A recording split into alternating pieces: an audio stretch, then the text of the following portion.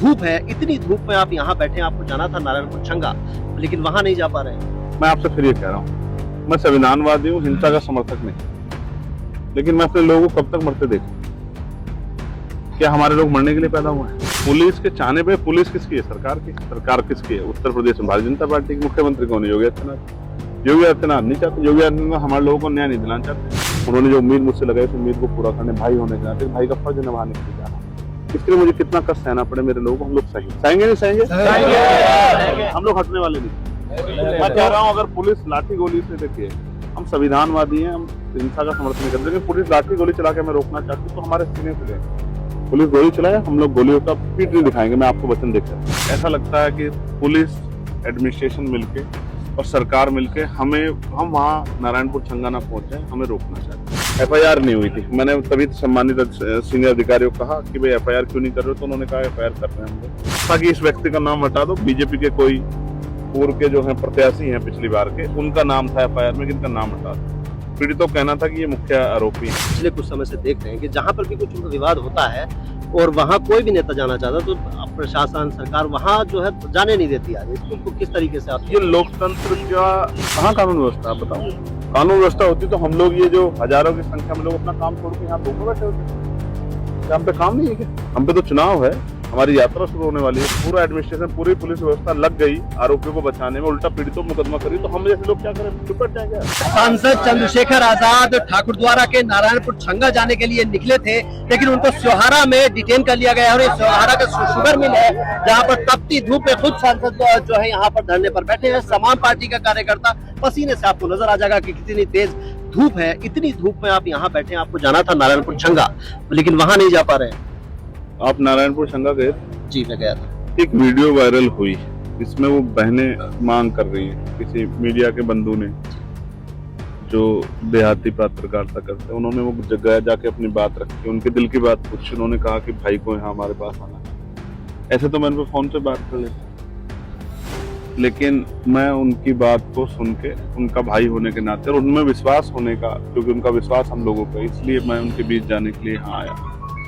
मैं बिजनौर आया, बिजनौर धामपुर पहुंचा। धामपुर में पुलिस के अधिकारियों का हम व्यवस्था करा रहे हैं, क्योंकि उधर का माहौल थोड़ा ऐसा था, आप तब तक आराम से आ जाओ। तो हम लोग यहाँ आ गए। यहाँ से हमसे कहा गया कि अभी व्यवस्था में थोड़ा समय लग रहा है, लेकिन ऐसा लगता है कि पुलिस एडमिनिस्ट्रेशन मिलके और सरकार मिलके हम वहाँ नारायणपुर छंगा ना पहुंचे, हमें रोकना चाहती है। उसका उद्देश्य क्या है? उसका उद्देश्य मैं आपको बता दूँ। घटना 16 तारीख को, 17 तारीख को मैंने सोशल मीडिया पे एक एप्लीकेशन मेरे पास है, उस एप्लीकेशन के आधार पर मैंने पीड़ितों को स्वयं फोन किया। हमारे कार्यकर्ता नेता वहाँ लगे हुए थे। FIR नहीं हुई थी, मैंने तभी सम्मानित सीनियर अधिकारियों को कहा कि भाई FIR क्यों नहीं कर रहे हो, तो उन्होंने कहा FIR कर रहे हैं हम लोग। उनका पक्ष था कि इस व्यक्ति का नाम हटा दो। बीजेपी के कोई पूर्व के जो है प्रत्याशी हैं पिछली बार के, उनका नाम था FIR में, जिनका नाम हटा दो। पीड़ितों का कहना था कि ये मुख्य आरोपी है, इनका नाम नहीं हटाया जाएगा, उनका नाम नहीं हटाया।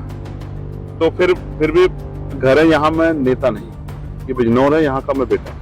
जैसे मैं सहारनपुर का बेटा हूँ, ऐसे मैं यहाँ का बेटा। इन लोगों ने मुझे सम्मान दिया है, ये लोग मेरे साथ खड़े रहे, पैसा भी दिया है, नोट भी दिया है, ठीक है, वोट भी दिया है, दिन रात मेहनत भी की है। इनके लिए मैं नेता नहीं। तो जहाँ ये बैठे वहीं मैं बैठा हूँ। हमारे जिले के मंडल के सीनियर लोग बात करें, पुलिस, मेरी इच्छा है कि मैं उस परिवार से मिलूं, लेकिन आप उनकी बात को सुन। जहाँ भी अब ये पिछले कुछ समय से देख रहे हैं कि जहाँ पर भी कुछ विवाद होता है और वहाँ कोई भी नेता जाना चाहता तो प्रशासन सरकार वहाँ जो है जाने नहीं देती है। इसको किस तरीके से आप, ये लोकतंत्र का में जो आजादी है अभिव्यक्ति की, एक्सप्रेशन की, ये उसकी हत्या है।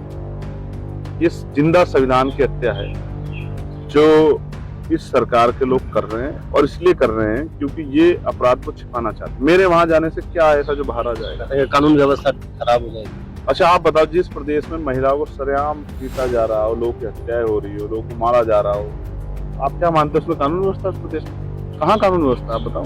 कानून व्यवस्था होती तो हम लोग, ये जो हजारों की संख्या में लोग अपना काम छोड़ के यहाँ धूप में बैठे होते। क्या हम पे काम नहीं है क्या?